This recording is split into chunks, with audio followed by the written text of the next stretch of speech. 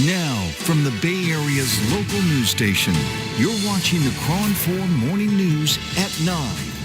Good morning, and thank you for waking up with us at KRON4 this Friday. I'm Nasu Nguyen, your news anchor for today. Starting off with our first news, as reopening continues the world surrounding San Francisco nightlife, guidelines are being laid out for live events and concerts.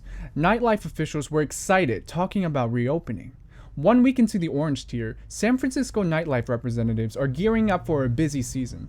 San Francisco Office of Economics and Workforce Development laid out all the rules, specifically the outdoor capacity for performers. Any number of performers are permitted, provided that the performer's space allows 6 feet of distance between masked performers and 12 feet of distance between an unmasked vocalist musician and other performers. As for large outdoor events like the city's annual music festival Outside Lands, which has been pushed back to the Halloween weekend, public officials and organizers are working together to create a reopening plan consistent with state and local safety guidelines. The full webinar is on our website, KRON4.com. Now let's take a quick look at the weather forecast for this week as I pass it off to KRON4's Chief Meteorologist, Nick Battle. Good morning, Nick. Thank you, and good morning to you, Nasu. Just wanted to take a minute of your time to update you on today's storm and tomorrow's storm and the warm weekend. We are front-loading February with our best chances of rain because it's going to get quite warm and sunny as we head into the weekend. Tuesday's storm is ranked a number 1 on our storm impact scale with light showers. Wednesday's storm promises less wet weather and it's not expected to hang around as long as Tuesday's. Future radar shows a few rogue showers are possible during the evening hours in Lake Mendocino and Santa Clara counties. But as we head into the overnight hours, it's going to clear out for the most part. Let me fast forward you to the weekend and show you what's coming in. We still have 50s and 60s for Friday, but Saturday we're looking in at 60s near 70 degrees. Sunday will be about the same, maybe a degree or two cooler. So definitely some outdoor weather we have here. But let's get back to Nasu. Salesforce will begin bringing their employees back to work in their U.S. offices, starting with San Francisco's Salesforce Tower and their Palo Alto locations in May.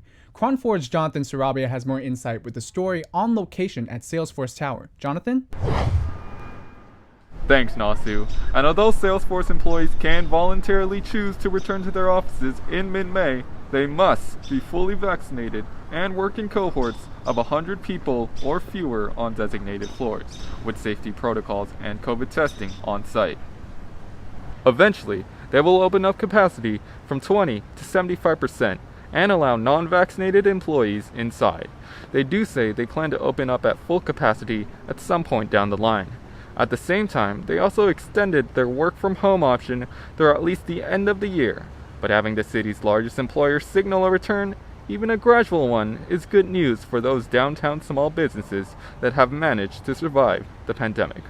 We discussed this with the owner of John's Grill. This means everything. I mean, the city has, no foot traffic really right now. Tourism is down so much, obviously. And so having such a huge workforce coming back into the downtown area physically will hopefully brighten up the economy.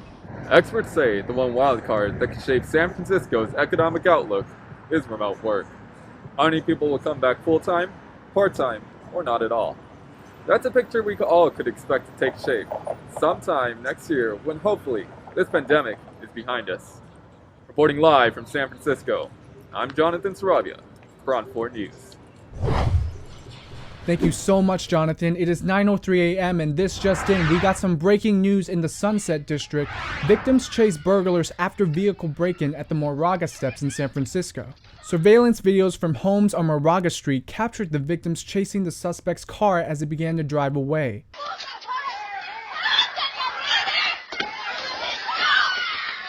One suspect is seen jumping into the car as the victims give chase. The car begins to drive away, but stops as another suspect evades a woman trying to stop him and runs towards the car while being chased. Police say they are now looking for the vehicle and the suspects, and that the thieves were able to make off with cash, a passport, and credit cards, among other items. But let's hope that they do find them. And that'll be it for the news on this Friday morning. Don't forget to join us at the 12 o'clock news. Thank you for tuning in to KRON4.